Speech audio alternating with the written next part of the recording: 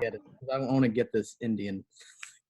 Are Oh, get the you ready? I'm good. Okay, so here's the deal. Indian style. First of all, if this podcast does make it online as like Sammy's my parents' basement podcast, it's gonna be linked up underneath of your mom's house, Tom Segura, and it's gonna be like associated with it. Anyway, Indian style, which I guess we should say is Native American style now, or indigenous people style, whatever the heck that is. Okay, well, it was referred to as Indian style when I was a young man. Uh-huh. I couldn't do it. Like I hated it, and I'm a much larger person than I was whenever I was younger. But even whenever I was lean, mean, and trim, uh, in like high school and stuff, I hated sitting Indian style. So like in elementary, even before that, whenever they'd have like every month or so, the teachers, I'm assuming, would be like, dude, it's Friday. I don't want to do nothing. I don't know. Should we show a Disney movie? Yeah, let's take all the kids over to one classroom and have them go in one classroom, and we'll roll in the TV cart and we'll plug it in and we'll show this movie for the afternoon, and we'll threaten the kids with it all week to ensure that they have good behavior. You know what I'm talking about? They did it with me. Yeah. Okay, so this is a trick. It's like It's been going on for years. we're watching a movie, and it's not like each individual classroom where you can just pull your chairs. Like, let's all crowd into one and sit cross-legged on the floor. And I'm sitting there. Yes. Yeah, and you would always hope. Actually, I would always hope. I was like, oh man, I hope that we're hosting this month. Because if not, yeah, you walk in single file, you can't talk, you walk in these rows, you sit down, and then it's like, sit Indian style, we only have so much room. And like, if you like stretched one leg out, they'd like yell at you, like, put your leg back under, and it was horrible. Like, it was hard to sit that way. My legs would go to sleep, and I was like, I hated it. Like, all the other kids were so excited. They're looking forward to Friday. Oh, if we're good, we're going to be able to go to the so-and-so's classroom across the hall and watch a movie for 3 hours. And it's like, no, like, I won't be able to walk after it's done. It's like we'd sit there, and I'd swear the girls, they'd like do that. I don't know if I've ever sat this way, but it's like where it's like you sit on your knees and your shins are against the ground. Oh, yeah. I can't do that for 10 seconds without all of my legs hurting. How are you doing, like 2.5 hours? Yeah, it was awful. And I've never been able to sit comfortable. I'll be able to sit Indian style for like, I might be able to do like 5 minutes, and then it's like, it feels like a really hardcore workout, and I'm like, okay, I've done my time. But here's something that's interesting. My grandmother, and the people of Bloomfield, many of them know, and if they don't, they should know. That way, I'll be looked at in a positive light because of my association. But my grandmother was like a kindergarten, first grade teacher for a large portion of the town of Bloomfield, Avondale Heaton. And she could do this thing, even whenever she was like, this is probably her mid to late 70s. I remember her doing this. She would be sitting on the floor, like in Indian style. And, you know they didn't call it Native American style whenever she was teaching. Anyway, she would be sitting like that, and then she would get up, and she could get up from a cross-leg like position without putting her hands down. It was the most amazing thing I'd ever seen. It was just like she like would levitate up off the floor.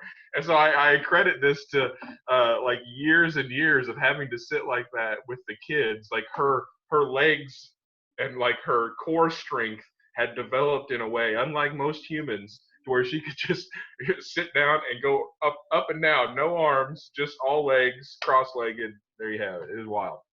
Well, it's like I don't have bad knees by any stretch. Like, I've never had knee problems, but I'll be like sitting on the couch with my little brother, and it's like he'll have his legs bent up behind him, and like, I don't know how, and I'll like reach over and straighten out his legs. I'm like, that hurts, right? Then he goes to the back, he's like, no. And he'll bend it as far as he can. I'm like, oh. I Yeah. look fake. I'm like, how I can't have my knee bent up that with like my calf against my butt. I can't do that. It hurts. No, yeah, I get that. I would in the past probably 3 years or so. I've noticed because I feel like I'm a pretty active and I'm moving around quite a bit. And especially, I noticed this mostly at school. I would have to like bend down to get things, and I noticed that I would rather than bending at my waist, and because I'm like I think this is again the cross-legged sitting style doesn't fit for me because I'm horribly inflexible. I don't flex very good at all. Like I never was good at that but I've been working on it. Like every once in a while, whenever I remember, I'll sit and like do my stretches in the morning and do my yoga moves. Really poorly, but just as Yeah. like this conscious effort to work on my flexibility. But anyway, um, I would rather than bending at the waist, I would like kind of squat down and I'd squat at the knee. And whenever I would do this, I was hearing this noise, and I soon figured out that it was like my knees, especially my right one. Like I can hear like grinding whenever I do that. So and I heard it a few times. It's like, oh, I just messed something up. Like it'll be fine, it'll heal, and it never like went away. So now, whenever like I need to get down low, like I'm not bending at the waist. I'm not going to squat down because I feel like I'm just like I feel like it's like brake pads on a car. Like you know, like if you hear one of them start to rub a little bit, you're like, okay, I've got a little bit longer until that thing's going to go bad. So I'm going to try to brake as little as possible. Like that's my analogy for the way I'm treating my knees. So now I'm kind of like doing this um, like downing the ball sort of move where I kind of like put one knee down on the ground and then bend at the waist. It's ridiculous. And I feel like I just look ridiculous in class or wherever I'm at, like trying to bend down. But yeah, that sound, that grinding noise that only I can hear is enough to like deter me from Well, any of those. every single time my sister will like squat down because when she played softball, she like catcher a lot, and I think it's from that. But every time she squats down, it sounds like an AR-15 just going off because it's like it's like popping when she squats. Oh, like her knees or what?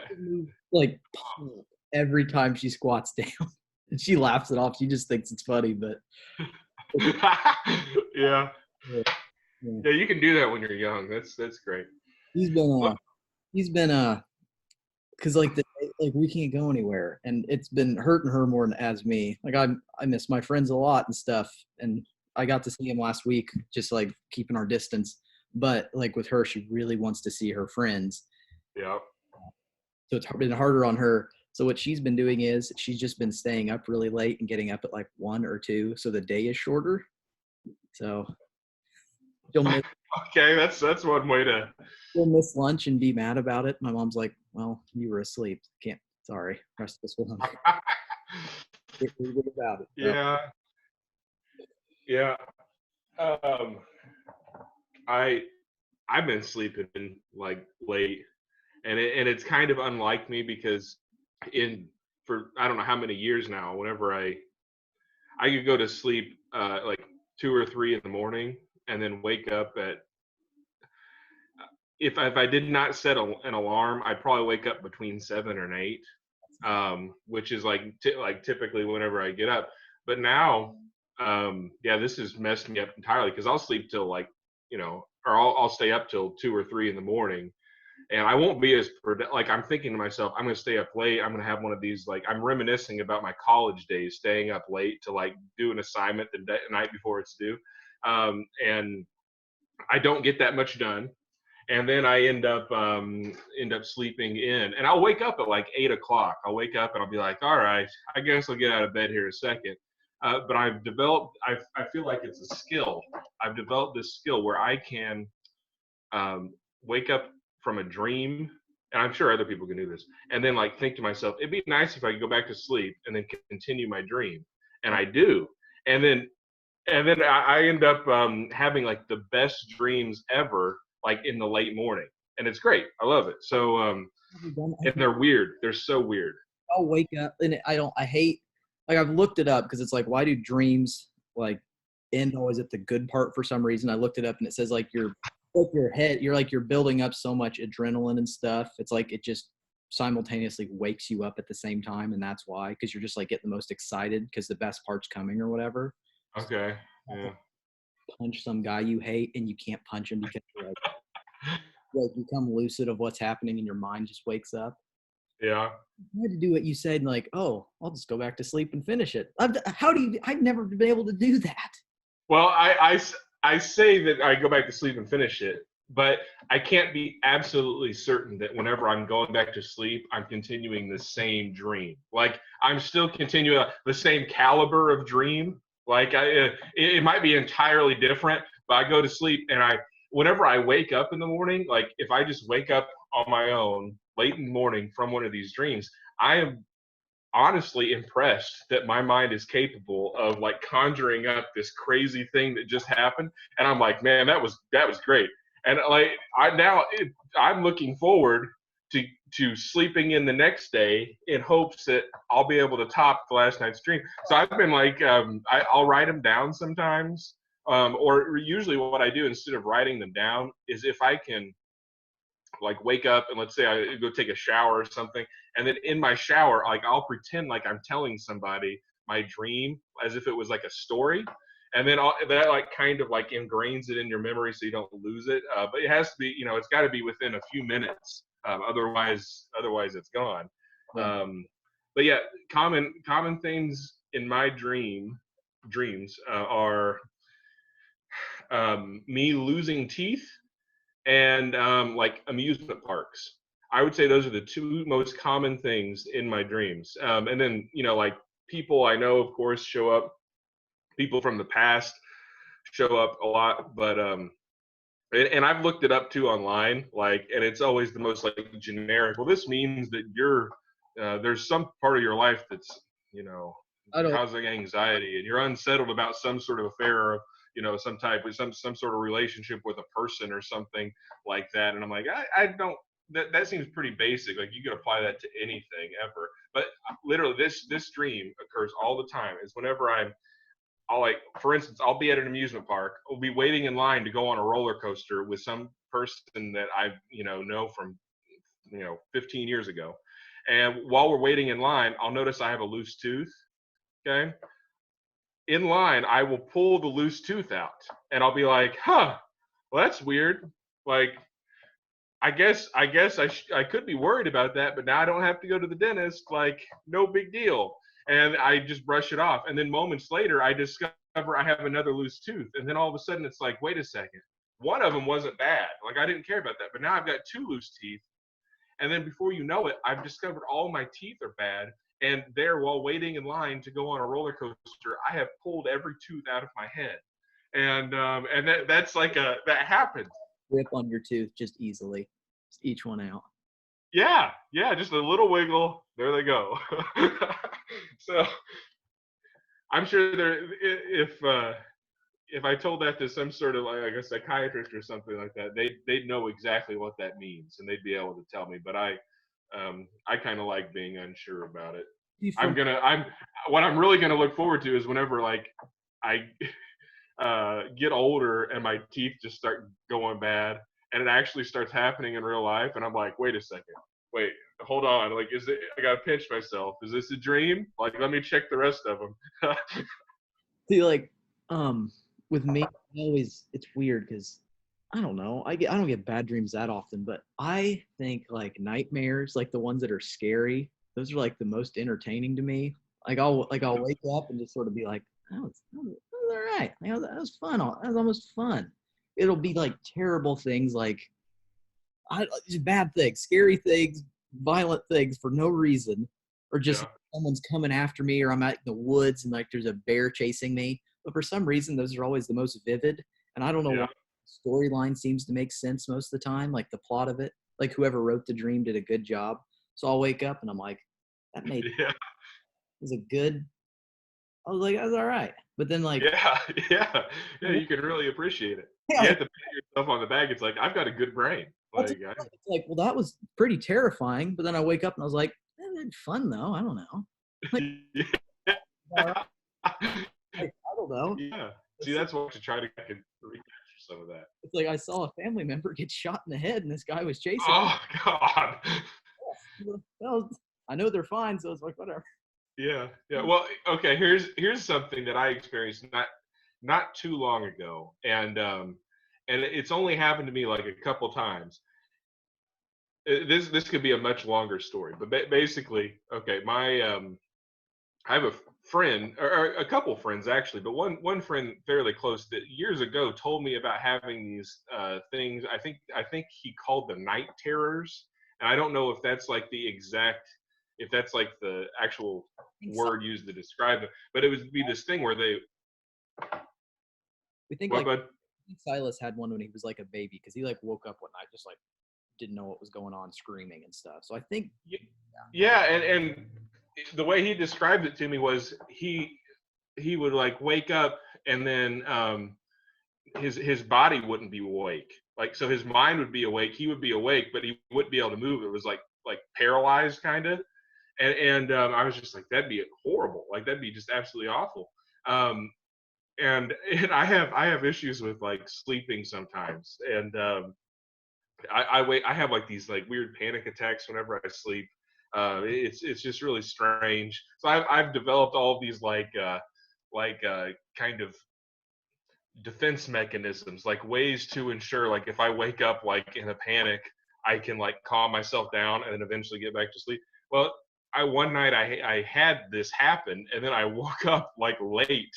And I woke up and that had happened to me. Like I was awake, I knew I was awake, but I couldn't really move. And it probably, I don't even know if my body was actually like immobilized or if I was just thinking that for a split second in my mind, but it was like traumatic. It was so scary because I was like lying on the couch, wake up, the sun is up, and I'm like looking around with my eyes, and I'm like, wait a second, I can't roll off of the couch, and then all of a sudden I could in this big wave. I don't know. I'd be interested to see what that would have looked like on film. Like if it looks any different from me waking up normally. I think my mind was just like a step behind.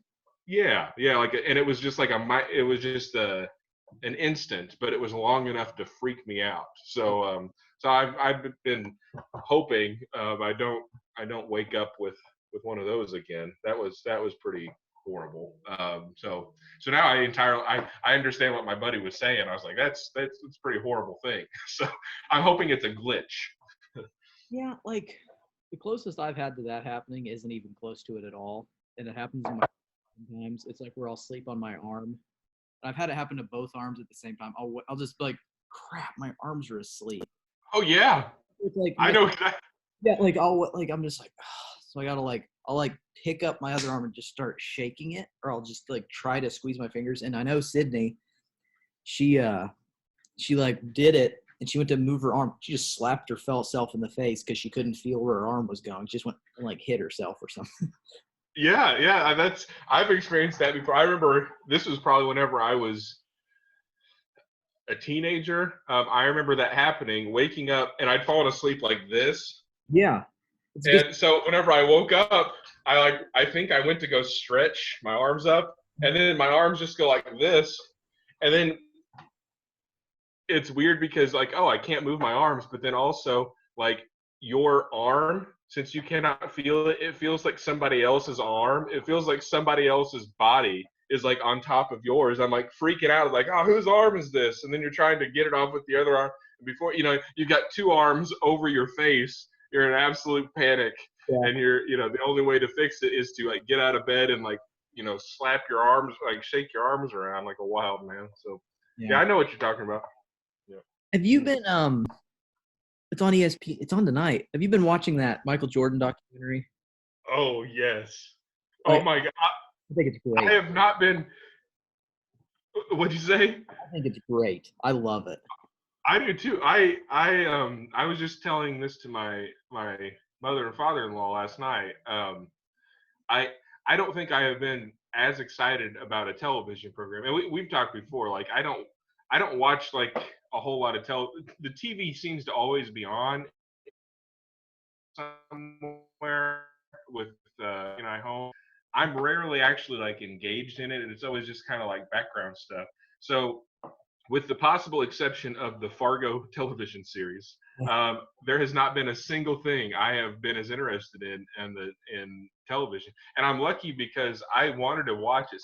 One of the kids at school had mentioned it, and so I heard it was on, and I get on the remote. And this, I tell you what, man, we have like satellite television, and you can record things. Okay, this is common. Yeah, we have. Everybody knows how to do this. I don't know how to do it, and I'm so uninvested in technology that like I'm just so bad. So, and this is ironic because I have accidentally recorded like hundreds of hours of things. Like Brittany always has to get on the television and delete things that I've recorded just by accidentally hitting the wrong button over and over and over again. And I went on there and I was like, I'm going to record the Last Dance, the Michael Jordan thing.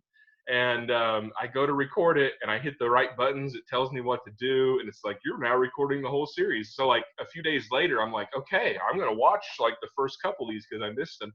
And I turn it on and like, oh, this is exciting. Like I was pumped because it was super exciting already. Like he's holding a trophy and everything. And I'm like, yeah. And then I realized about 30 seconds later, I've only recorded 7 minutes of the third episode. I haven't got anything else. And I tell Brittany about this, and I'm like, I don't know. I can't. It's broken. It never works. Like this stupid. And in like 20 seconds time, she had recorded everything for me, and we could watch them later that evening. So like, it was a struggle. But yeah, now I'm on track. I've watched all of them. So tonight, whenever it comes on, I will be ready to pick up where it all left off. Yeah. It's like I pay attention to the NBA, but I like the NBA. And I think Jordan's the best player ever.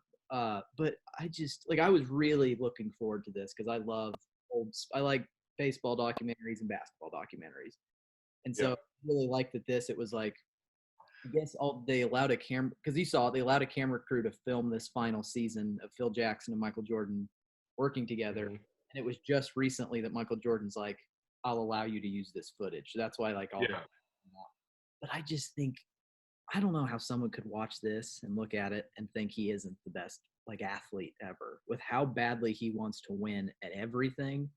Yeah. I've never seen that drop. And I'm not that competitive of a person, but I can appreciate someone caring that much about what they're doing. It's just fascinating how he just approaches life in general with things. Yeah. Yeah, I agree, and I think it's a really it's kind of special for me because I think I discovered, because I played basketball for basketball was a huge part of my life whenever I was younger. Even after I stopped playing basketball, like in high school, I was still playing basketball all the time. Like I really really loved it, and I've recently found my way getting back into it with like these volunteer coaching positions and stuff.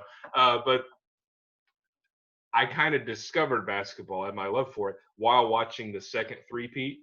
So this is it's pretty familiar to me because I remember it so well from back then. And like whenever that second three-peat happened, it had already been established. Like I'm a little boy, and it was already established. Michael Jordan's the best basketball player, best athlete ever in all history. And then he comes back and then does the three-peat again, and it was just like he's old, sports standards. Yeah, it was unreal. So I've been enjoying it. I really like hearing Michael Jordan and all the other guys really talk now. And Michael Jordan seems very kind of at ease with the whole thing. I really enjoy that he's using foul language. Out of nowhere, it's like warning mature language. It's mainly just Michael Jordan who's cussing. That's it. Yeah, and it's just it kind of like humanizes them in a certain way. And I think once a person like Michael Jordan or somebody of that like stature in pop culture like reaches that certain point, you can't tarnish that really. I mean, you could like, I mean, we've seen people do it, you know, like we've seen what happened to Bill Cosby, but like, like Michael Jordan, he can talk however he wants, and all it does is just like further validate him as like this kind of guy that does what he does. And it's like from hearing him talk, it like in the way he talked and like even how he talked when he was a rookie in the league and he was going through, like maybe just it might just be me or he's a really good actor, but he just seems genuine. It never seems like it's a show or a face or anything. Yeah, Because it's like he's like I really hate that people expect me to be glowing tower of whatever. He's like I like to gamble. What who cares? What's that matter? He's like I like to play golf. I like to bet money on golf. What yeah, like why does anyone, he's like it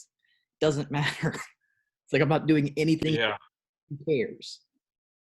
Yeah, I think his whole approach to that with like the gambling thing, whenever he got, I guess the media was trying to take him down a notch with his obsession with gambling. Yeah, I think he approached it really well because he's like, like you just said, it doesn't mean anything. He's like, I've got more money I know what to do with. Like me going and spending obscene amounts of money on, betting on, anything at all. Like in the show, like he's betting, they're playing Like they're playing some kind of game like before a game, and he's betting like $20 bill. Like if Michael Jordan's betting a $20 bill, you know that it's not about money. It's not a money thing because $20 is like less than a penny to the normal person, to him, like comparatively. And he's doing it just because he enjoys it. It's like this game, and it adds a competitive. I think that's the thing. Like he really performed great under all this pressure, and that's what made him such a great basketball player. Is that he like stepped up, and he needed the extra pressure. He needed something to hold him to this, otherwise to make it not just a game, make it more valuable. So that's probably what gambling was for him. It's just like a way for him to like get that same sort of rush, doing nothing. and Yeah. it's I think he's interesting because I think I think he knows he's the best ever, and I've seen video interviews where they ask him that, and he's like humble about it without being like real like because he's like I was pretty good. I'm one of the best ever, but I can't really say I am the best because there were so many other players. But the way Yeah. he talks in this, it's like somehow he acts so sure of himself about being the best ever, Mhm. coming across as arrogant because it talked like Clyde Drexler said in like the 92 finals, saying like, we're the best two players in the world. We're pretty much have the same play style. We play at the same level. Like to see whatever. And he's just like, Clyde Drexler is great, really good player, athletic. He's a real threat. But Yep. it really was, it offended me that he was going to compare himself to me. And I was like, Yeah. like that's Yeah. Yeah. I yeah, I get that. I like that. because he never. I think that I think he's like established. Well, I guess, and they talk about it in the show, like where he makes being a sports star, like the best at something, makes it into being this like a different level of human being, a person. So I think he more or less kind of he set the bar for what it means to be like a sports star, and he set the bar so dang high that like it's almost unattainable. So I think a lot of people like to talk about LeBron James, and I'm bummed because I was looking forward to watching LeBron James win during a rate. I don't know if the NBA has decided what they're going to do to salvage the season, if they're going to do anything, but I was looking forward to seeing LeBron James win his third or his fourth title with his third team, the LA Lakers, and I was like really pumped about that because um, that like raises him up just enough, to where you start having that dialogue, and and I love it. I love hearing people talk about the best ever because it really doesn't. To the average Joe, to me and you, these two, like two white dudes from Indiana, like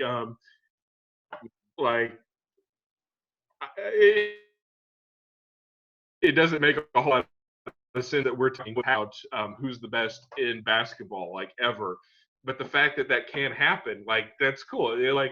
It goes beyond basketball for some reason, and I think it's cool to like embrace those things. There's not a whole lot of things that do that. I think sports that's kind of does it for people.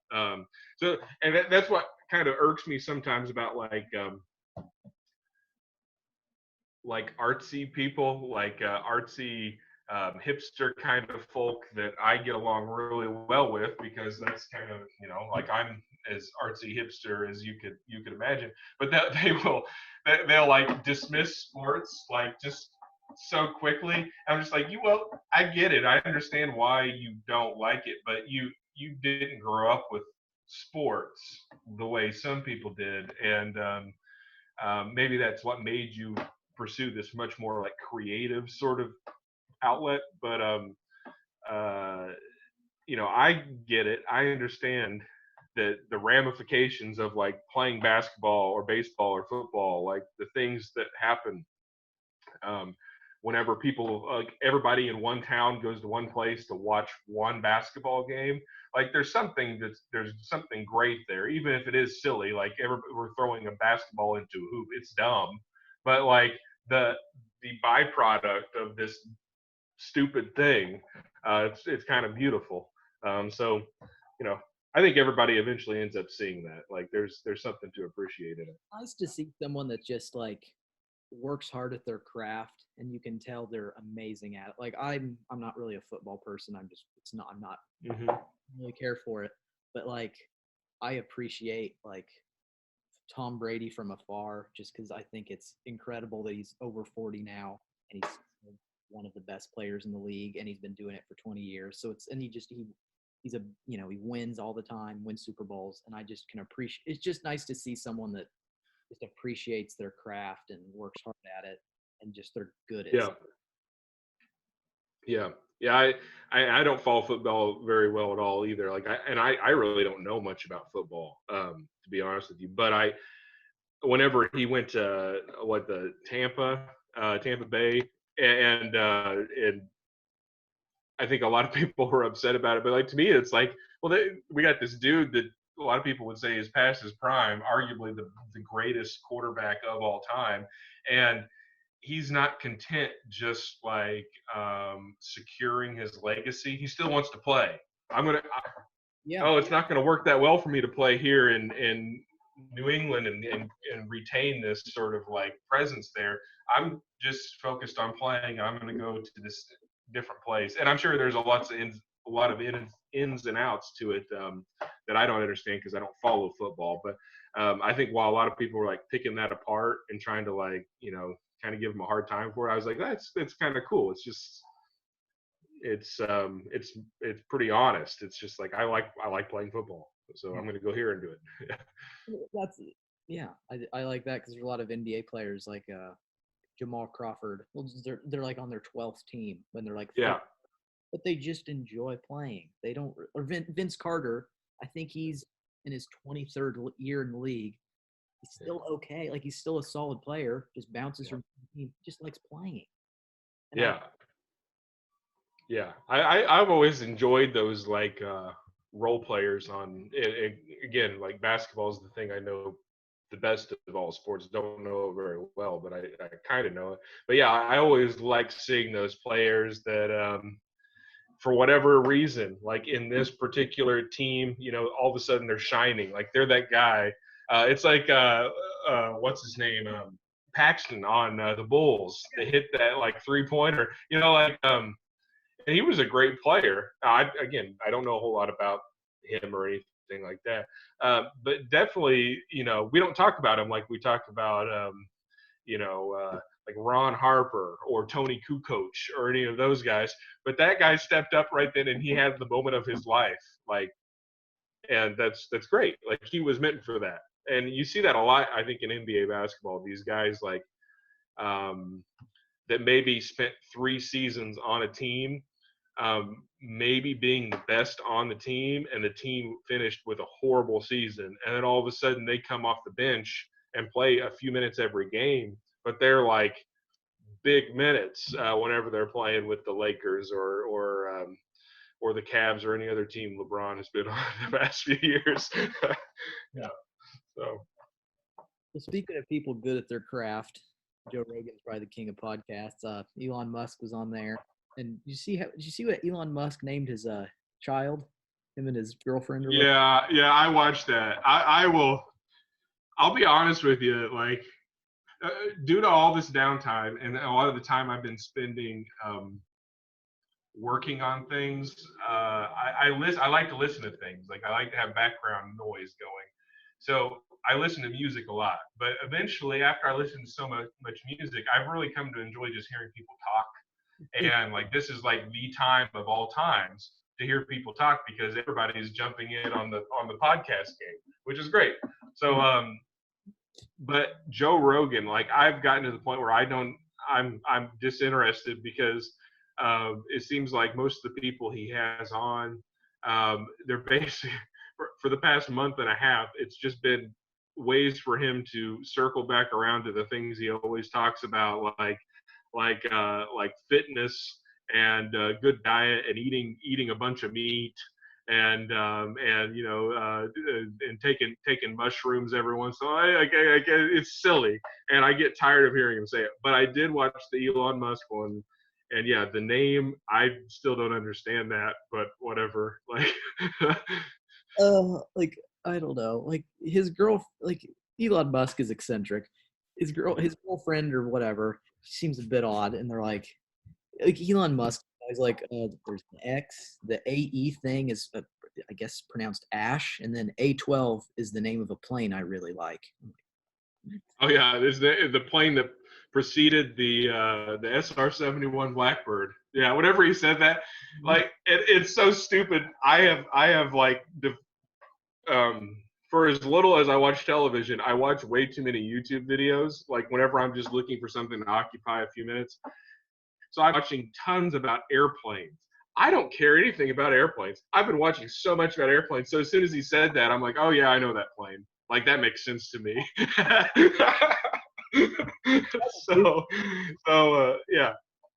I figured it'd be like some spruce goose Howard whatever How Hughes, yeah. Howard Hughes plane from the 30s, and I'm like, oh, it's just a jet.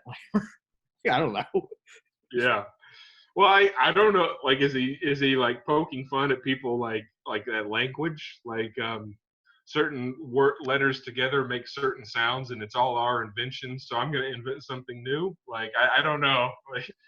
Like, what's funny was at one point he was releasing cars, and it was like the Tesla S, the Tesla 3, the Tesla X, and the Tesla Y. Well, S3XY, you put that on a piece of paper, it looks like the word sexy. Oh, yeah. He probably has, like, he's working on there's a bigger thing going on than what we all can recognize at this moment. I can get that. Yeah, he's something. Yeah. But I kind of I like that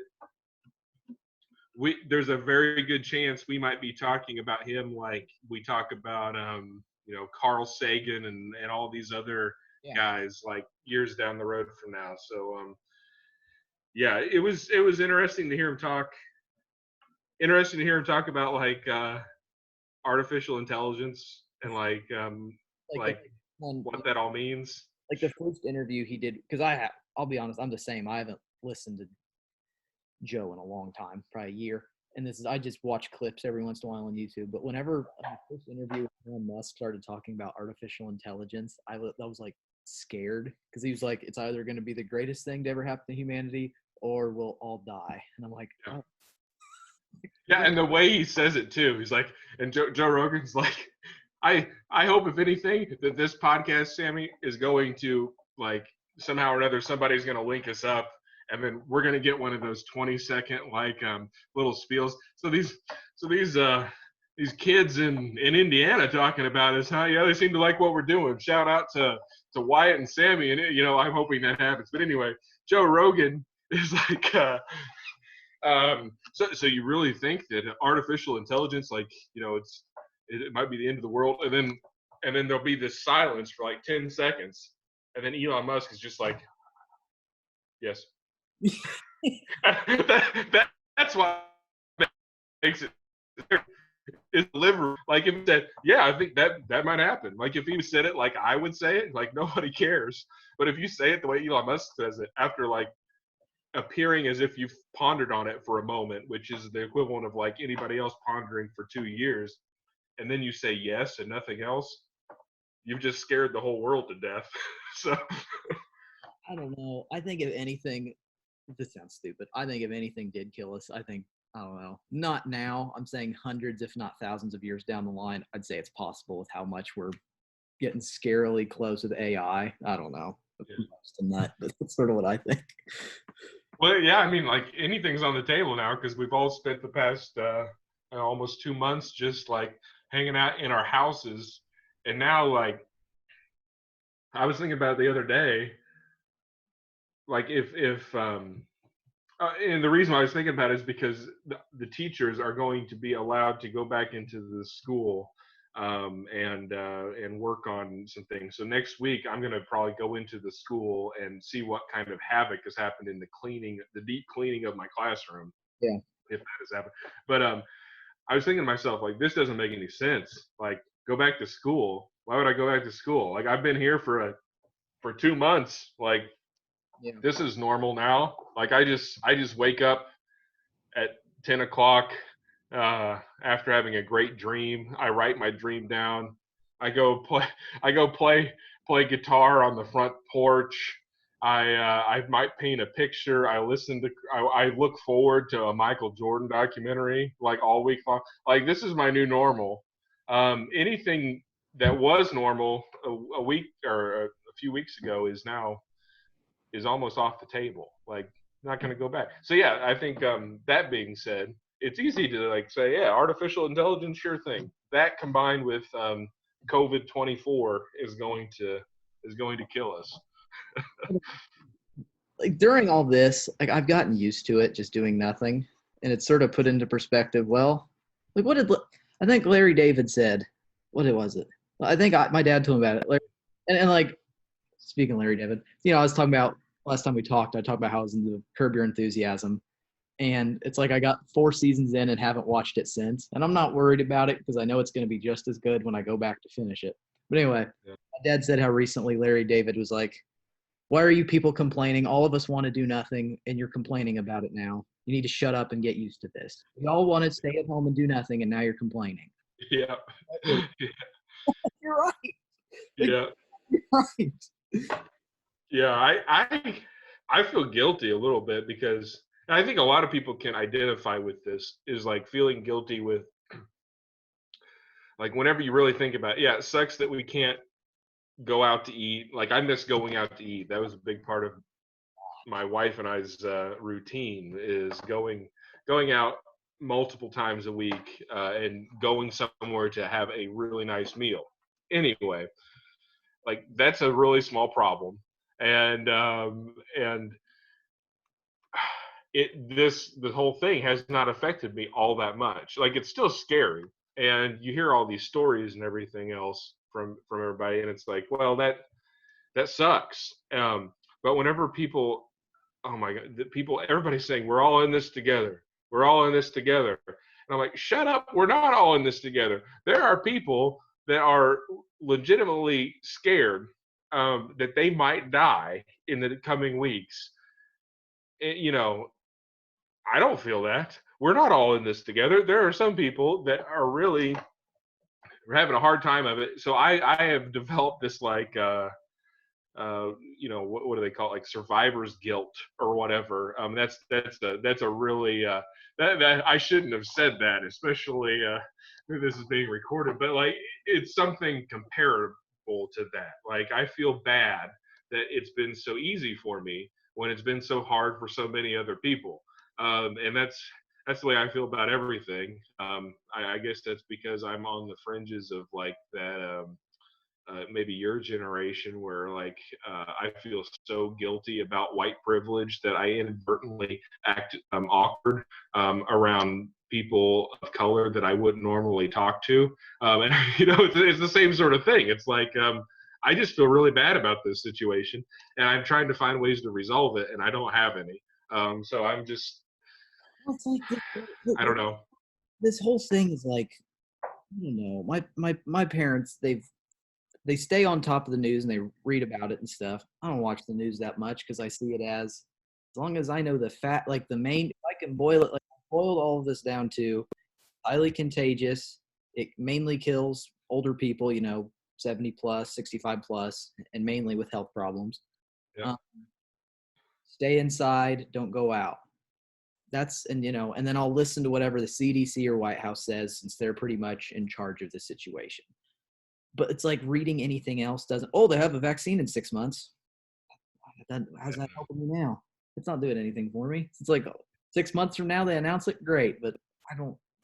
It's not Yeah. affecting me now. So I just stick to the most essential facts. Don't go out. Don't leave my house, and Yeah. nothing else to worry about. Like for me, I know that sounds bad, but it's just unneeded stress to constantly be thinking about it.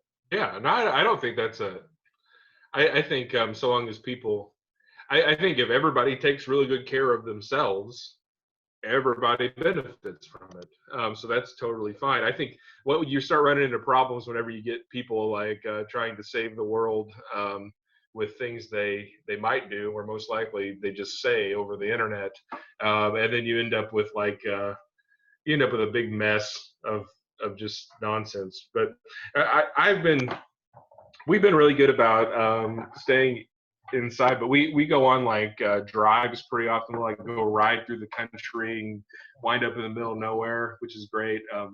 Except that I think it was last week or the week before, I got a flat tire in the middle of nowhere, which is no big deal. Like I have changed many a flat tire in my day. However, to change it, like I pulled off this gravel road into a gravel driveway because that looked like a nice level spot. Gravel was packed down. I was like, this would be a perfect spot to change a tire. And I think I inadvertently stumbled upon like how should I say it? A place where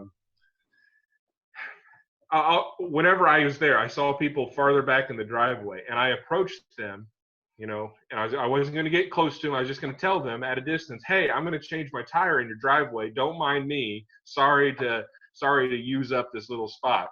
And as I'm walking towards them, they're frantically trying to get in their vehicle and leave, and I'm like, "Oh no! Like, I don't know what I've just stumbled onto." But this might not be the best place to change a tire. But so I changed the tire pretty quick during that. Anyway, driving around, we get to do a lot of drives. We've gone to, right at the onset of the whole thing, we went to the grocery store, which was a mess. And had our masks on and stuff like that, but it was still just awful. Since then, I think the only place that we've gone inside of was yesterday, and we went to Menards. And let me tell you something. Like Bloomington, we drove through Bloomington yesterday, and there's like it's pathetic because usually there's people all over the place, especially springtime. There's people everywhere.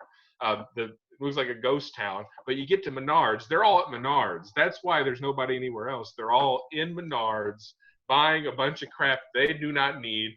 And I was in there and I was hot, man. Like I told Brittany, I said, I'm getting in there, I'm getting out. But people are all on edge. They're all grumpy. I came around the corner, and of course, me being me, like the face mask thing, okay, they don't fit my ginormous head very well. And since my wife works at a doctor's office, she was able to get some kind lady made a bunch for people. Like she was just making them, but they were too small. So I put it around my ears, and my ears would like bend out, and then it just like shoot off my face like a rubber band. So I've just been taking handkerchiefs and then like layering them up and then tying them around my face, so I look like a bank robber. Okay, like if I was going to dress up for Halloween as a bank robber, that's what I would dress up as. And I came around the corner in Menards, yesterday. I come around the corner and there's this woman, and I can just tell. And this sounds horrible, but I can tell by the way she was dressed, and everything else. Just this like she was in there to get what she needed to make sure that she had the best looking front yard on the block. Um, you know, she's totally immune to COVID-19 for sure. She's too pretty to down this thing, and I see her out of the corner of my eye. I come around the corner, and she sees me. She did not only stop, Yeah. she like stopped abruptly and then backed up at least like 5-6 feet from me, and I'm like, I'm 10 foot away from you already, so I must have looked scary yesterday at Menards. Um, but here's what I was gonna get at. As we were checking out, like I'm already furious about this whole thing. Like I've been in Menards for way too long. I'm all hot because I got this face mask situation going on. People are just mean. And by the cash registers, there's the exit, and there were signs by the exit door, big signs that say, "Don't come in this way, go in the other way," because people are used to coming in the exit door because it's easier, really. But it says, "Go in the other way." You can't miss these signs. In comes this woman with like 4 kids. Okay, walks in through this door with 4 kids. None of them have face masks on. Okay, and the cash register turns and sees them and says, "Ma'am, sorry, you're gonna have to go in the other door. We don't allow anybody in without face masks," because they were selling face masks for like $1 on the other end of the store. That's why they did this. And she got so mad, like threw this fit. It's like, "Are you kidding me? Are you kidding me?" And I could see she walked out, and rather than walking to the other door, she just like started stomping off to her car, like, holding the hand of one child, but leaving the 3 others to fend for themselves, as they made it back to the car. And I'm just like, this is craziness. I don't know what that means, but seeing people behave that way. Um, those are the same people that post online, like on Facebook, they're like hashtag we're all in this together. It's like, no, we're not. Like you're not the same person as some of these other people.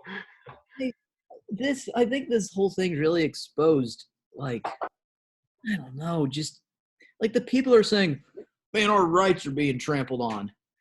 How? Yeah. You're doing it is the moral thing to not go out and to not be around people because it's the moral thing to do. That's above your rights. First off, you not leaving the house, that's just you being whiny. This is to protect others, protect yourself. Why are you complaining? It's like, and I think the Indiana opening procedures, and you got to start, unless we start back up the economy soon, it's going to turn into depression, whatever. But I think the opening in Indiana is going a little too fast. But I know these people, when stuff opens up tomorrow, I think it's May 11th. It's just for some reason people are going to think, oh, risk is gone. No, the risk is the same. It's just you don't get it. It's just we're making we have to get the economy slightly going again, or it's going to be terrible. But people are going to be like, oh, let's let all hell break loose because everything's fine now. No, that's risk, same risk. Don't, because that's what's going to happen. Is just the cases are going to shoot right back up starting tomorrow. Yeah. I just thought of an analogy. This is kind of like we're all the kids that like during recess, like imagine we all went out at recess and everybody's playing and having a good time. And we found over in the side of the playground, found a bunch of rocks. And we were like, it'd be fun to throw these rocks at people. So we grabbed a handful of rocks and we started chucking them at people. We hit a couple people. They had to go to the nurse, whatever. And then for the past like several weeks, we've had to stay in during recess. Yeah. We had to stay in. The teacher says, nope, you can't go. Do you understand why you can't go to recess? Because whenever you went out there, you threw rocks at people. And that we're going to hold you in here until you understand that throwing rocks at people is bad. So, tomorrow for Hoosiers is like the first day you get to go back out to recess. It's been so long. Oh my gosh. But things aren't the way they were before. You don't go out and then immediately run to the pile of rocks and then start throwing rocks at people because you're back at recess. Yeah. You have to go out to recess and make sure you avoid the rocks, because if you're too close to them, you might be tempted to throw them at somebody's head. I mean, that's what it is. That's exactly what it is. And I'm not, and we've obviously flattened the curve, so it's like the majority of people are doing the right thing. It's just there's that still small group to where they're just not listening or they don't care or something. And you can do what you want. It's not breaking the law. I get it, but it's the moral. It's like it's just the right thing to do in this scenario. Yeah. Well, I was thinking about the other day, in a very similar way to people that feel like it is their sort of responsibility um, to advertise certain things that they maybe shouldn't. And I don't know if I should say that, but like flying particular flags, certain flags being flown, it's probably not the best idea. And I don't need to be too much more specific, but in this part of the country, like it's like you see that sort of thing, and yeah, it's your right. You can do that. And really, to be honest, like I probably wouldn't think of anybody any different for doing such a thing. However, there are some people that see such a thing like that and they're like, well, that's their right. They can do that. But that person might be an asshole. and, and I can't, like me, myself personally, even if there's something that I believe in strongly, and it is my right to express those beliefs, knowing that that might offend somebody so much, that's enough for me to decide I don't think I'm going to partake in that activity because um, maybe it is the way I am, maybe it is the way I think, and maybe it is my right to do such a thing. But if 100 people drive by my house and see this thing and cheer me, that's going to be nothing because there was one person that drove by and saw it and was upset by it. And it's the same sort of thing with the virus thing. It's people's right to go out and yeah, sure. We all, I think, until we understand that we all can go outside, we all can go and do whatever, we are open for business and everything else. But it's better judgment would say we should probably go about it very slowly and very cautiously. That's what all this means. Like it's kind of like a test. It's like your mom putting like baked a bunch of cookies and said these are for dessert tonight and puts them out on the counter and then goes out to work in the garden. Are you going to take a cookie or not? There's a bunch of cookies. Like Yeah. if you take one, she's probably not going to notice. But I guess I kind of put all those things in the same place in my mind.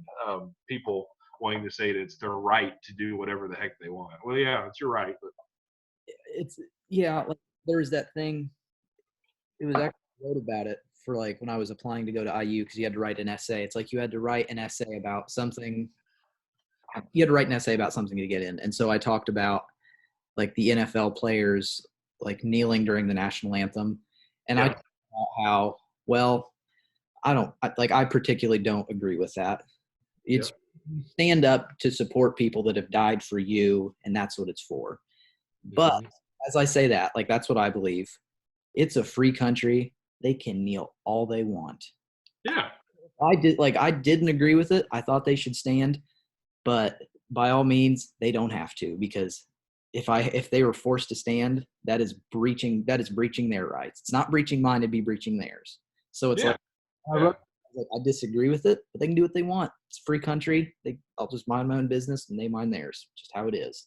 Yeah, yeah, I think that's well said because yeah, I mean them kneeling for the national anthem doesn't really um, affect your life. It's their path, and I get why it upsets people, and I don't know. I've just chosen not to be upset by that sort of thing. Not just that particular scenario, but like anything like that because that's just wasted time. It's like who Well, cares? what are you getting done by complaining about it? Yeah, yeah, yeah. It's like people. There's so many.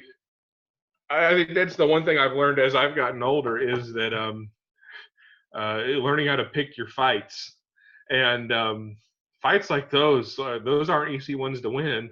And I figured out that there aren't many fights that I want to be involved in anymore because it doesn't really change anything that I actually do.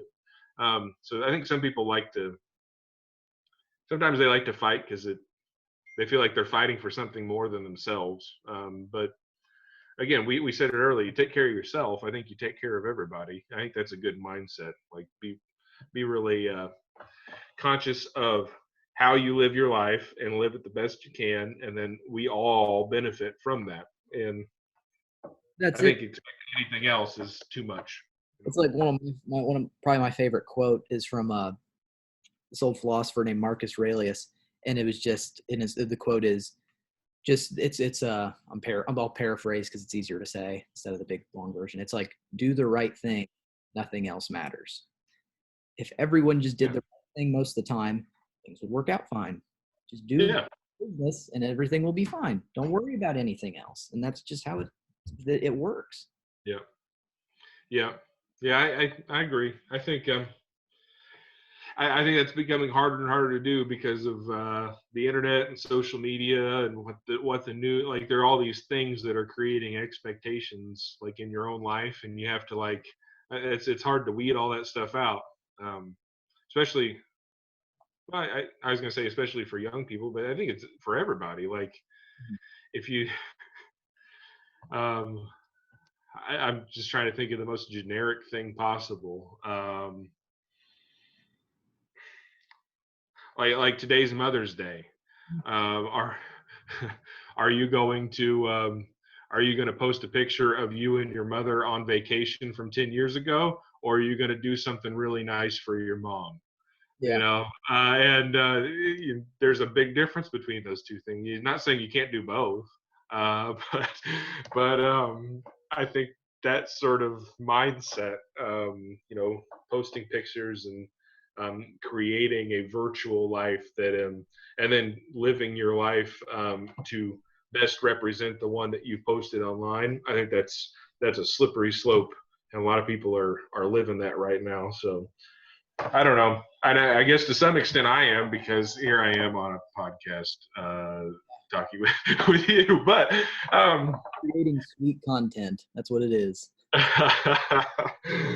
yeah, yeah. I don't know. Anyway, yeah, I know the other day you went over to my grandparents and painted. How'd you like that? Did you enjoy doing that? Yeah, I was hoping you were going to say something about that. I really did like it. Verde Valley, Yep. very very cool place. Actually, is funny. I went there that one day, and I had driven past their place before, and I kind of knew whenever you gave me directions or they gave me directions. Like I was like, I think I know where this is at, and it was the same place. So I was really thankful because I thought that looked like a cool place. But Brittany and I drove by it the other day. We went on a drive, and I was like, "Yeah, that's Sammy's grandparents' place. Pretty cool." And we drove out through Newark, and we ended up darn near to Spencer. Like just drove through the country. It was fun. But yeah, it's beautiful out there. I think the thing that I've really learned to appreciate the past few months is that, like, I've been fortunate to travel a lot, especially like I feel like I started traveling around, at least in North America, a lot. Whenever I got to an age where I could really appreciate the things that I was seeing. And we've talked before about you traveling with your family, which is so cool, like going cross country and seeing all these things. It can have a huge effect on you, and it certainly did for me. So, all for years, I've always kind of held certain places in the world like highly esteemed, like these mountain areas that I've grown to love, or areas on the ocean and things like that. But the past few weeks, just driving around in little through the hills in Indiana, you really start to realize, well, these are hardwood forests that they don't have everywhere, and these hills and these greens and these flowers and things. They're things that we've taken for granted. Um, so it's been really great to see all that sort of stuff. So out your grandmother's place, there's plenty of that. A lot of beautiful Indiana stuff, and then of course there's the junk, which is the stuff that I always really look for whenever I'm painting pictures. So I Yeah. painted a couple pictures while I was out there, and I've got a few more. I did a little sketching. I took some photographs, so I've got several paintings kind of in the works from my day out there at Verde Valley. Like and the thing is, like the junk that's out there, I'm not joking. There used to be dozens, if not hundreds, more of junk cars out there. Yeah, Like on the like when you're on the side that's like as you're driving down that road on that side, there was like probably 5 dozen just old rusty cars there. There was more cars down in that cow field. I mean, but then they just got them all hauled off and scrapped. But there's so much, and I'm like my favorite thing they have is like that, like just the Matador car that says you come up the driveway just in the cow pasture. Like yeah, those cars you see, they've been there longer than I've been alive, and they yeah, just got like quirky little thing with my grandpa. I have no idea when. As long as I've been alive, a lot longer. He painted those signs that said Verde Valley, stuck them down, yeah, and so they ended up just naming the road Verde Valley Road, which is sweet. And he's got like the smiley face sign for no reason. And yeah. my uncle Todd lives with him, and he has a 4-wheeler that just has a license plate on the front that he painted on there. No mun, no fun. It's like no money, there's no fun to be had. Just quirky little things like that. Like a license plate instead of like I don't know. I don't know if they have this, but it's something they would have. Instead of saying like eat more chicken, like at Chick-fil-A, it says eat more possum. Just Yeah. Well, I could tell whenever I went there that that there had been more stuff there because of the way that the cars were spread out. I was like, this is a place that had a lot of cars, like with weeds growing around them. So I'm interested. Like, are those cars that are still there the cars that they've decided are like more valuable and that maybe they could sell for? absolutely no, not even that they want to sell. I think they just like it's mainly my grandpa. He just Okay. I think he's just like no, we can't. No, we got to keep that. No, got to keep that. Yeah, I can see that because the cars that were there were pretty cool. Like there were a couple of pickups, I think, and then uh, what was the was it a Gremlin? Is there a Gremlin there? Probably. I think if you name a car from the 50s, 60s, or 70s, if you name any car from probably the 60s through the 90s or 80s, it's probably been there at some point. Yeah, yeah, it was cool. So I had a lot of fun, and I painted.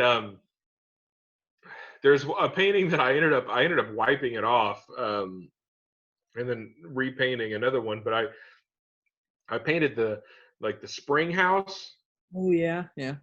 Okay, okay, which is weird. You don't see that a lot these days, especially like in this neck of the woods. Like I've seen a lot of them out on the East Coast because I feel like 100 years ago somebody on this piece of property out on the East Coast, like Maryland and wherever, said that spring house has been here since so and so, the beginning of the United States, and they kept it. Here it was like more of a practical thing, and then as soon as like technology kind of furthered, they were like, oh, it just turns into a shed and then it's over with. But they have this really beautiful spring house with the flowers around it and everything else, and there's water trickling from underneath it. It was great. And I That's saw a couple more in that, yeah, a couple more in that neck of the woods, but it's something different, and I thought that was really neat. But I painted it, and I did not like the painting. The painting wasn't working very well. So before I finished it, I was just like, I'll wipe it off.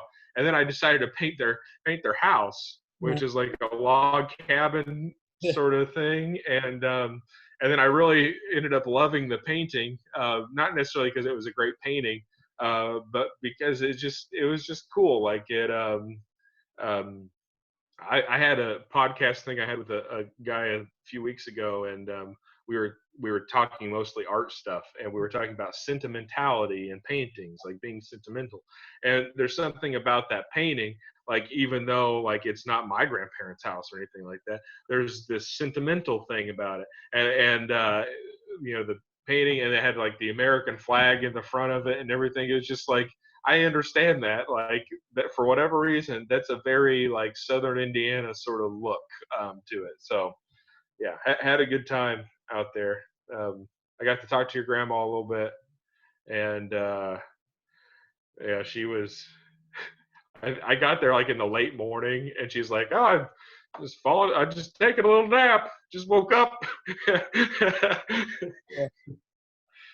Yeah. Did she say anything interesting?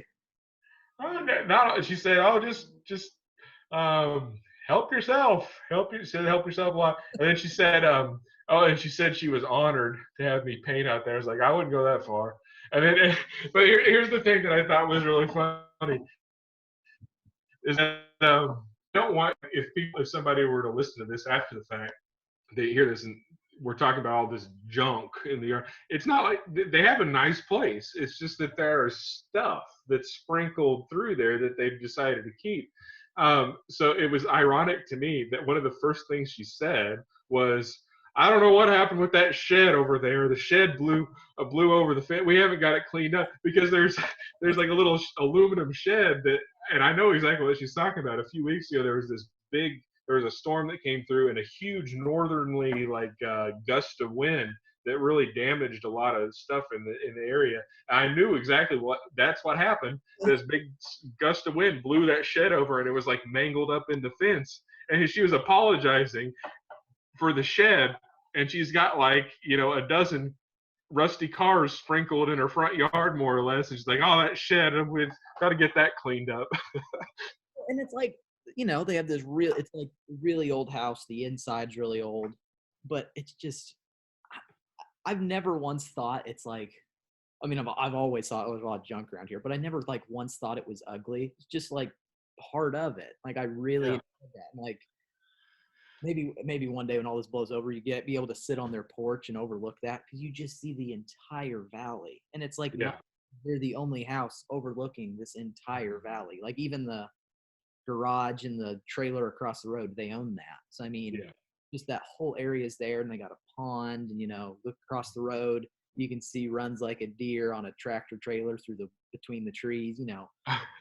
They just have this really quaint old house, and I don't know, it's like when you come up the driveway, there's like this old wooden fence post with like a, I don't know, a motorcycle helmet from like 1973 on there. Yeah.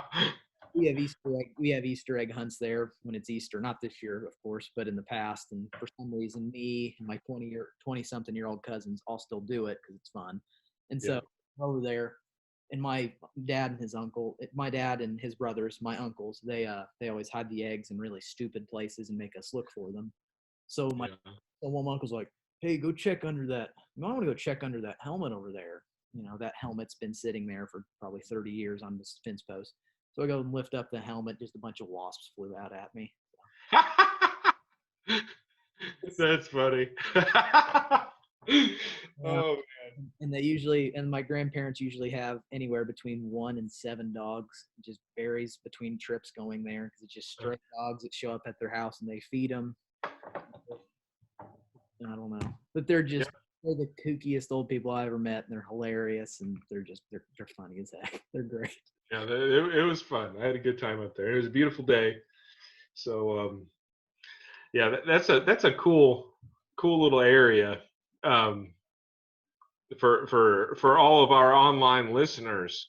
If you've never been to Southern Indiana, especially around Bloomfield, in the Tulip area, and just meander through all the gravel roads you can find, and it's pretty crazy. Yeah. It really is pretty. It's a really pretty spot because we have it lucky because we're kind of like right in this special place in Indiana. It feels like where when you come more towards where I live on the other side of Bloomfield, things start flattening out quite a bit. Not that it's all flat, that's not true, but those glaciers did a number on this area where they flattened out some spots and then made for all these hills and others. And it just creates this very diverse landscape. It's not like places parts of Missouri or especially like Iowa and stuff where things are very much alike and similar throughout. Like we have a lot of stuff to look at. So and it's cool to see that they're close to the viaduct, which is of course one of those landmarks here in Bloomfield. I feel like us in Bloomfield take advantage of that, even though I think at one point that was like the tallest or longest whatever train track Yeah, called at one point. So I think we yeah, talk that little thing down there where it's like you sign your name and where you're from. There was Yeah. like from Nebraska or Washington State. I'm like, come in here, just all right, whatever. I'm like, I guess. Yeah, Like, all right. it's so wild. Like you'll be out there and Bloomfield people even kind of say, oh, it's kind of out in the middle of nowhere. Well, it's not in the middle of nowhere. Like it's a 10-minute drive out of town, maybe. And you get out there, and then all of a sudden you'll find people that are from all over the country that have decided, oh, I'm just so and so. We've been going and looking at impressive bridges across the country, and we just stopped here in Indiana, and you see that a lot. And I've had the same experience. Because Bloomfield has this large iron train trestle, but we also have a covered bridge Yeah. that you can actually still drive through. And the covered bridge, I've been out there painting a lot, not just specifically the covered bridge, but like the creek, Plummer Creek that runs underneath of it. It's a nice little spot to paint sometimes. And I've been out there whenever people have stopped who are like covered bridge enthusiasts. And this has been probably 3 times I've been out there, and I've met 3 different covered bridge enthusiasts.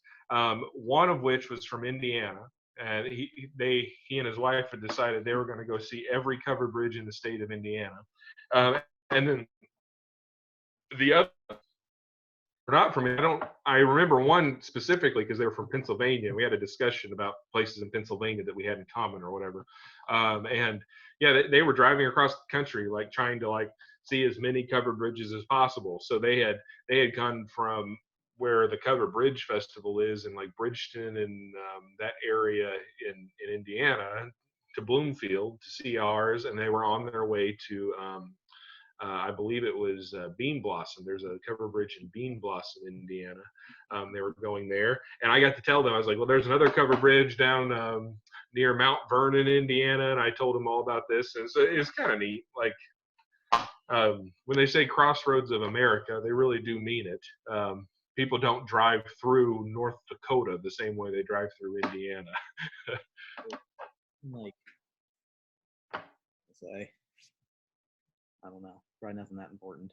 Well, no, it's just like, like when we go out west, I love like Arizona and Utah because I love in New Mexico. I love for some reason when we went out west, I love the desert, like the red rocks and Monument Valley and the big red arches with like it's peppered with green shrubs. I think that's beautiful. Mm-hmm.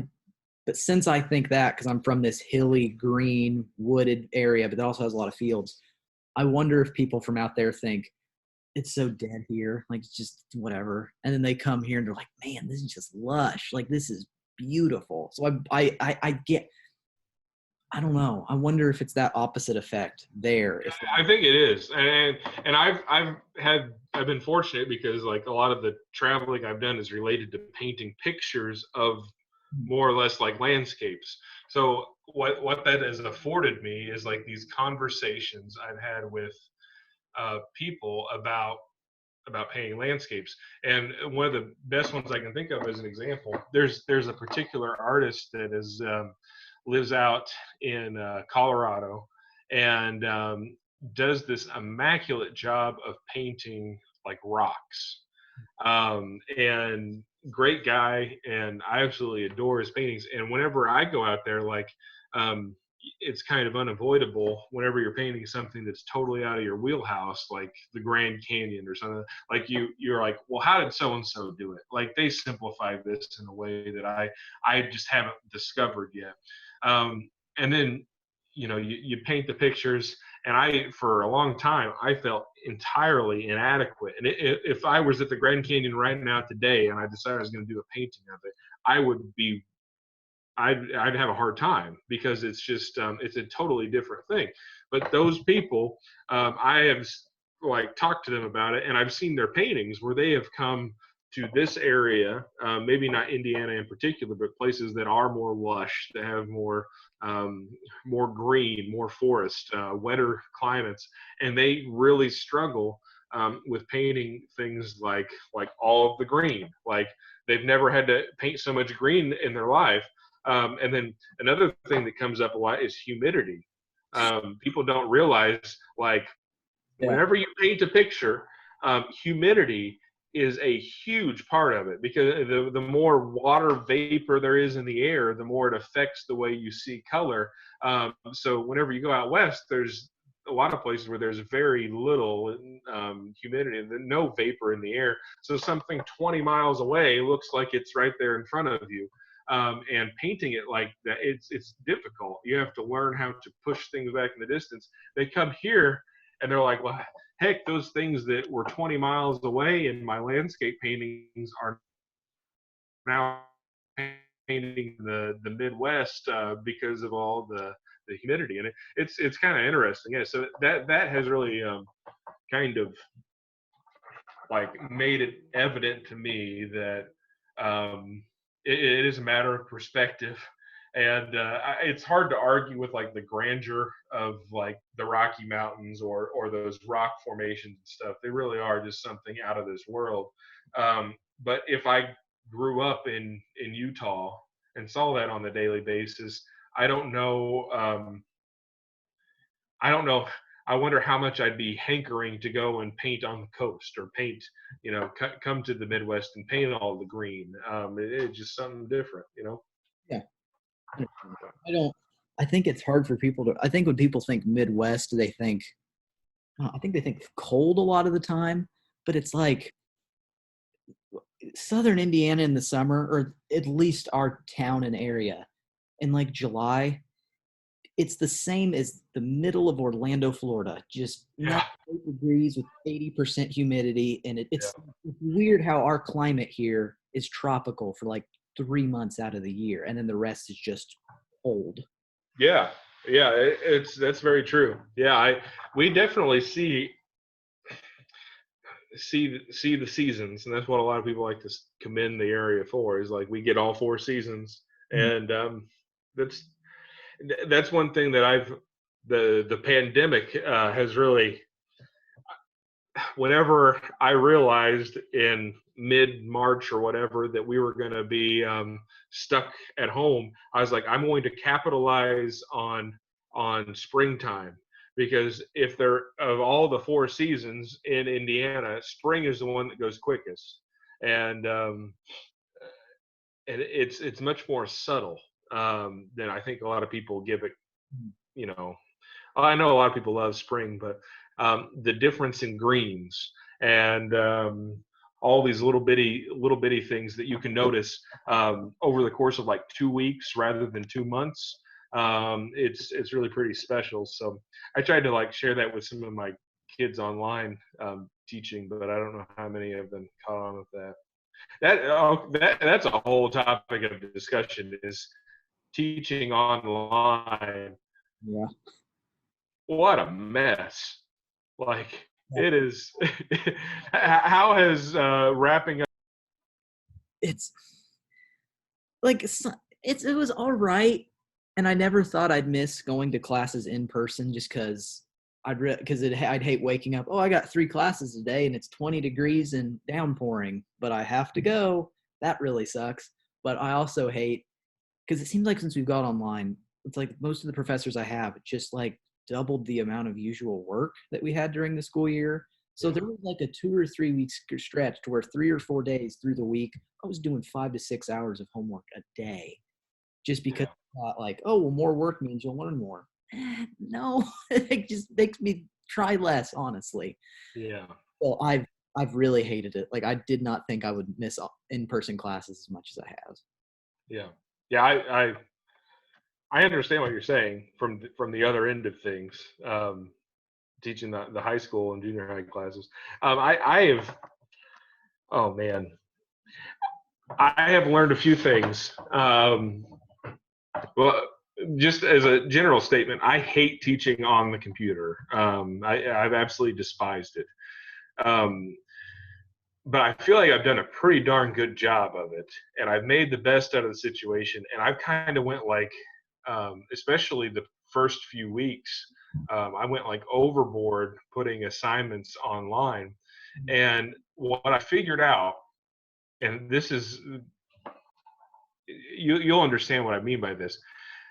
I was limited by what I can do because you've had me in class, and like, um, if I'm showing you how to do something for a project, I feel like really confident in that, like I could sit you down at a table for like 10 minutes and then just go through the process. And I could do that in that 10 minutes. I wouldn't even really have to talk. Like I could just do something and do it well enough to where, like, if I didn't want to talk to you for the next week, you guys would probably be fine and you'd have enough to complete your assignment and be fine.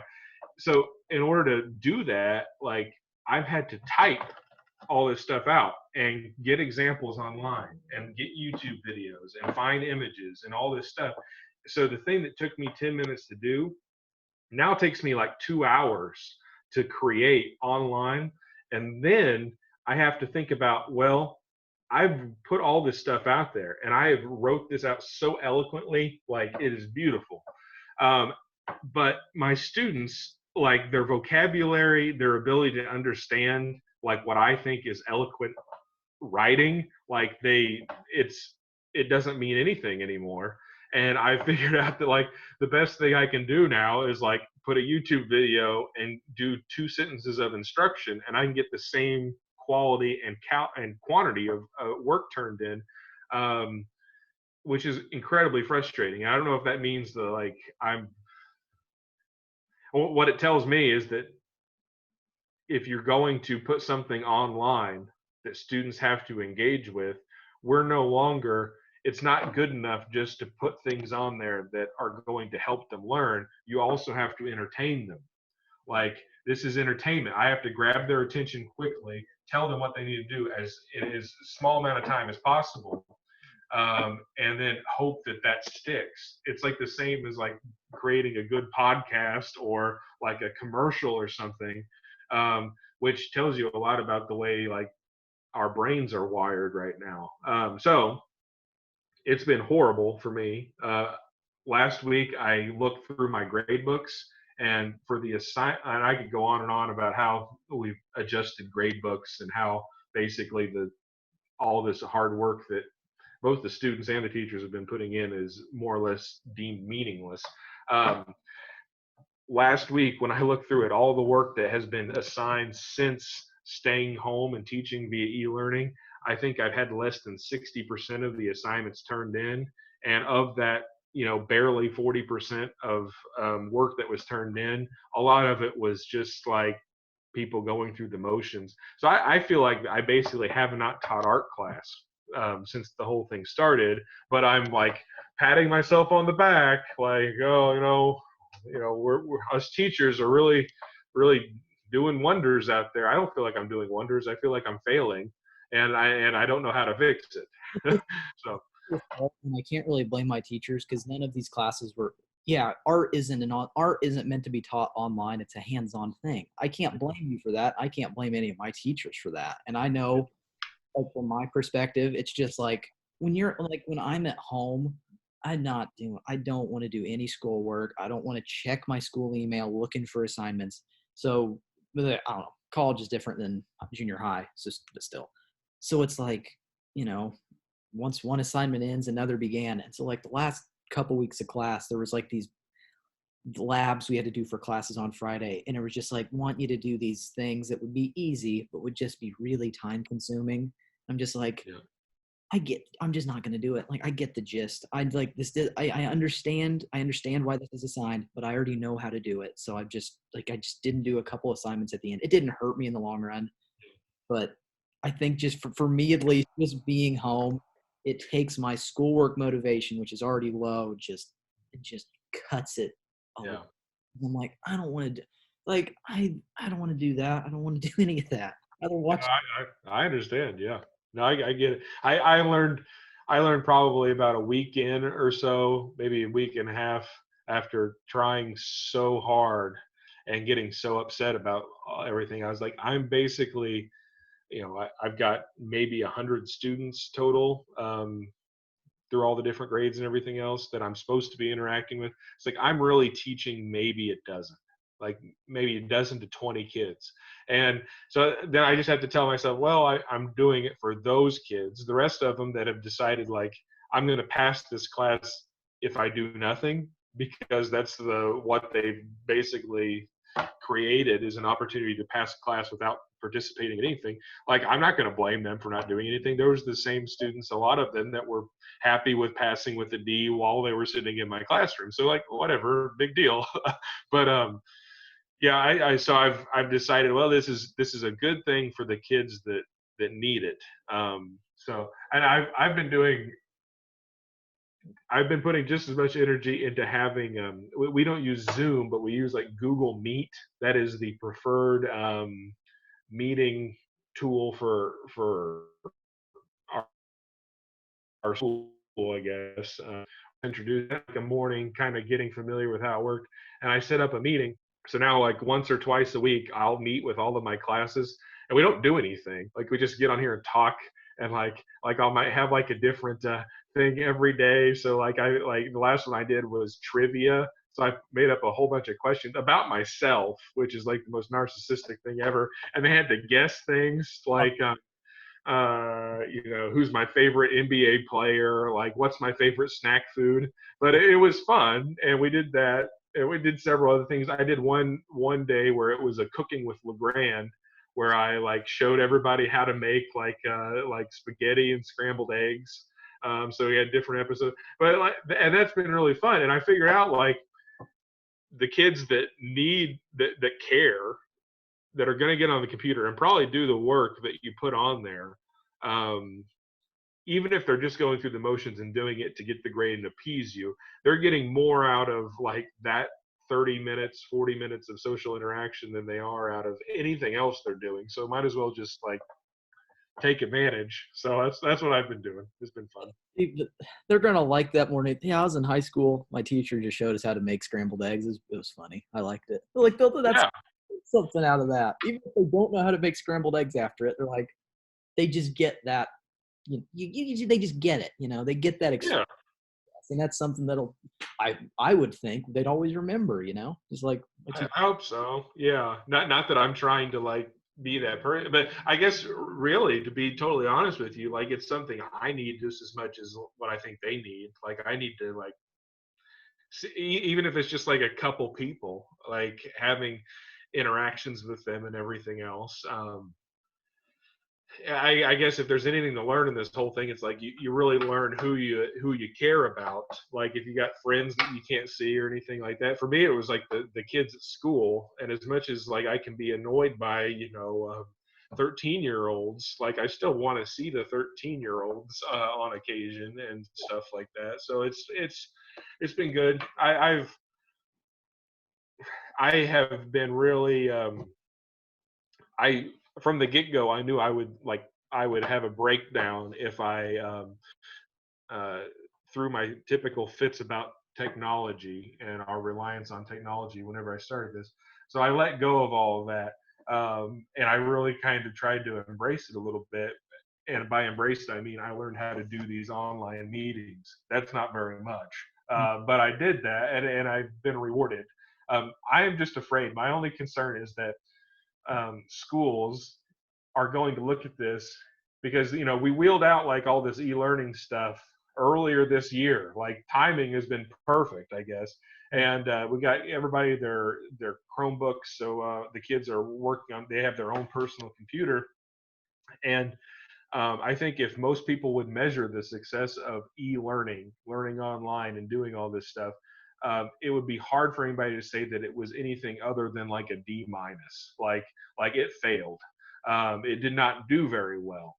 And I think that's my honest opinion. But we did do it. We made the attempt, and what I'm afraid is other people are going to be like, they're going to put a different spin on it. They're going to be like, well, it didn't work the way it could have went, but it was a really good start. And we've already wheeled all this stuff out. This is how it's going to go. So if we want to, we can now we're going to use this, I guess, a necessity in terms of communicating with people. And in this case, teaching. We're going to use this necessity as a starting point for a new trend in public education, which I think is going to be horrible. I hate that. Yeah, but then this, and I've had this discussion with with myself, I guess. I've talked to my wife about it, but I think I'm usually just talking to myself Yeah. about it. And what it comes down to is this whole philosophy of, and I know, like, I'm not saying anything new to anybody here, but do you need to know something, or do you need to know how to find that thing online? Like, knowing something and knowing how to Google it, we're at a time where, like, there's no difference between the two. So being the smartest guy in the room is being the guy quickest on your cell phone, being able to look up the answer. So, I most of the time, after I get done throwing my little hissy fit about all this sort of stuff, I just feel like, an old man, like, oh, you don't really know the answer to that. Well, if Elon Musk is right, and we're just going to start putting all this stuff that we can access via cell phone into our brains already, then who's to say that you're not smart if you can Google it faster than somebody can recall it via their memory? So I think, like, for me at least, I think I can tell. This is gonna sound bad. Well, I know. It's like when I can always like tell. This sounds bad, but you can just sort of get the feel of how smart someone is without without the googling thing. So that just googling facts, but you can just tell talking to a person, yeah, like how much they know about things and how well this is pretty much how intelligent they are. Is how long can you carry a conversation with them, and you bring up different topics, and they can consistently at least know something about each of them instead of just going like, you know, you know, yeah, because I yeah, there's this kid I met at school my freshman year. He's a good friend of mine now, but we could talk. We'd have breakfast before class and skip class most days because we just keep talking. But we could talk for 3.5 hours and just straight about yeah, like me and you do, just like various different things. So it's like I can tell that he's yeah, relying on just like Googling something. He knows what he's meaning most of the time. yeah. And it's so great that you, like, know how to appreciate that. But here's the thing. I'm going to throw a stick in your spokes right now, and that's that this type of conversation, even though we're talking via Zoom right now, we can see each other and we can talk and we can hear the words and everything else. This type of communication is going out the window. So being able to appreciate somebody's intellect by understanding that they can communicate really well, like this type of communication, is being replaced with being able to um, uh, interpret emojis the right way and that sort of stuff, so um it's just I don't know, like, I'm not going to get upset about it because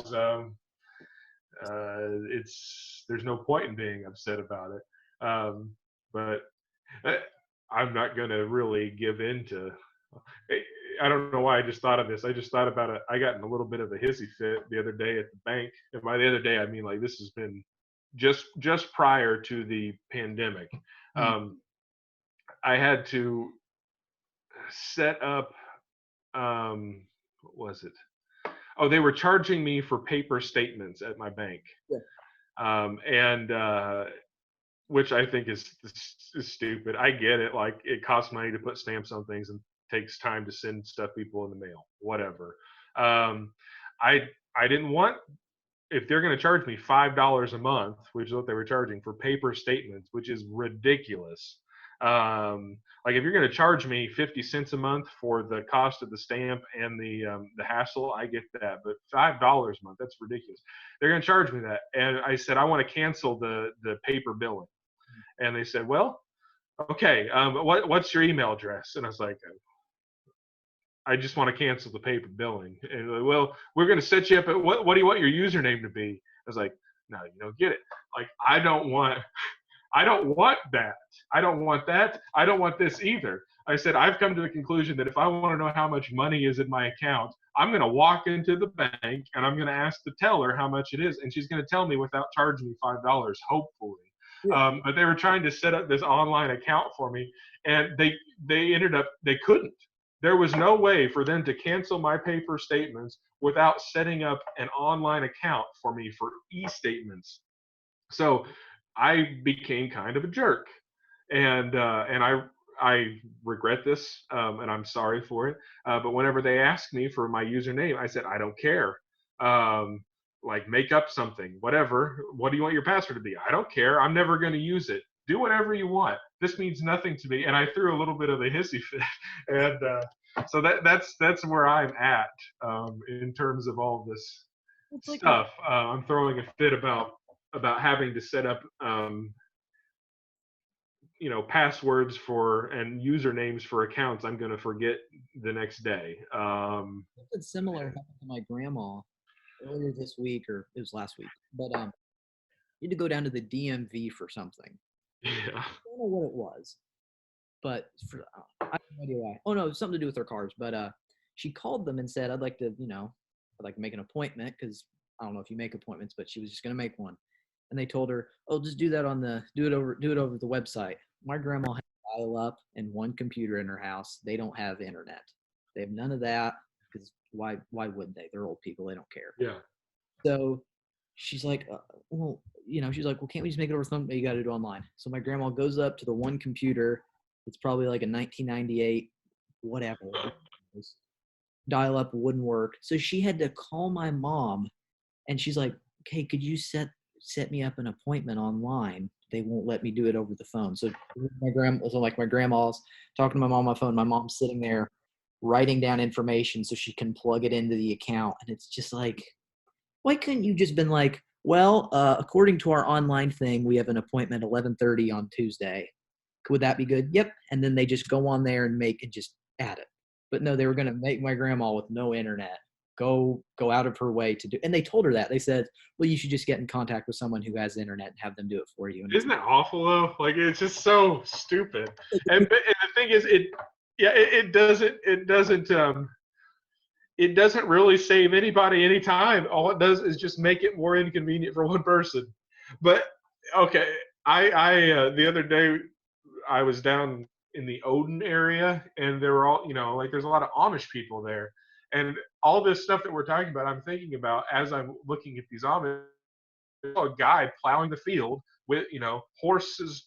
He had like a team of horses pulling the plow, and I'm like, well, that sucks. Like, that's why don't we call your neighbor next door to bring over the tractor and take care of this for you? But then I thought about it for a second. I was like, that man at the back of that team of horses is me at the other side of my laptop computer, refusing to create an online account. And it maybe not exactly the same, obviously, but there's something related there. So I don't know. I'm not going to live long enough to find out of whether or not I'm like a modern Amish equivalent. But it's something to ponder, I guess. all right. Well, we're running on about an hour and 45 minutes. I don't want to make this like 5 hours like Joe did. Well, we can save everything. We'll do another one. I'll be like